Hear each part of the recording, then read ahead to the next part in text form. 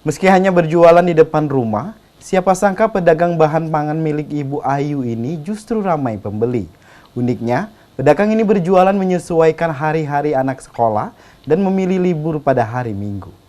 Berjualan bahan pangan di tempat ramai seperti pasar sudah menjadi hal yang umum. Berbeda dengan penjual Ibu Ayu ini, ia memanfaatkan lokasi di pinggir jalan depan rumahnya justru ramai pembeli. Setiap harinya, pembeli berasal dari ibu-ibu yang lewat setelah mengantar jemput anaknya ke sekolah. Pedagang bahan pangan Ayu mengatakan, untuk omset tidak menentu, kadang bisa mencapai 2 juta per harinya, kadang juga bisa lebih. Kebanyakan pembeli berasal dari orang tua yang antar jemput anaknya ke sekolah. Kembali dirinya mengatakan, mulai pukul 10 hingga 11 lebih ramai pembeli, karena pada jam tersebut antar jemput anak sekolah mulai keluar. Dan pada hari Minggu, kita memilih libur. Biasanya sampai berapa, Bu? Nggak nentu sih kalau omset. Nggak nentu.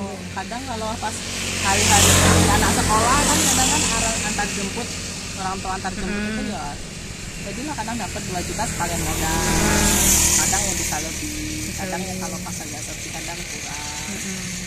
Nggak pasti lah. Ini sudah ramai pembeli, Bu, ya, pedagang Ibu ini ya? Ya masih clear, nanti kalau mulai jam 10, jam 11 lebih ramai lagi. Lebih ramai lagi. Karena kita kan anak antar jemput sekolah mulai keluar. Oh, itu uniknya, Bu, ya? Ya, Oke. kalau hari Minggu kadang kita malah libur.